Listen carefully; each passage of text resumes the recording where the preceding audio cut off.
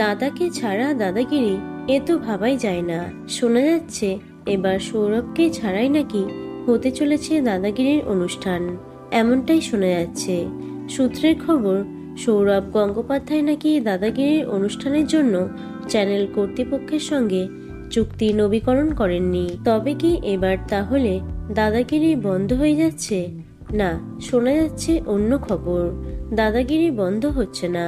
তবে এবার তিনি হাজির হবেন নতুন মোড়কে। বদলে যাচ্ছে প্ল্যাটফর্ম। প্রতিপক্ষ চ্যানেলের সঙ্গে সৌরভ চুক্তিবদ্ধ হচ্ছেন বলেই শোনা যাচ্ছে, যদিও সৌরভ নিজে কোনো বক্তব্য রাখেননি। সূত্রের খবর, বিগ বস বাংলায় সঞ্চালনা করবেন সৌরভ গাঙ্গুলি। পুজোর পর থেকেই নাকি শুরু হবে এর শুটিং। তবে সংশ্লিষ্ট চ্যানেলে একটি নয়, দুটি অনুষ্ঠান সঞ্চালনা করবেন তিনি। প্রসঙ্গত, 2009 সাল থেকে টেলিভিশনের পর্দায় সম্প্রচারিত হচ্ছে দাদাগিরি আনলিমিটেড। মাত্র একটি সিজন বাদ দিয়ে সবকটি সিজনই উপস্থাপনা করে আসছেন সৌরভ গাঙ্গুলি।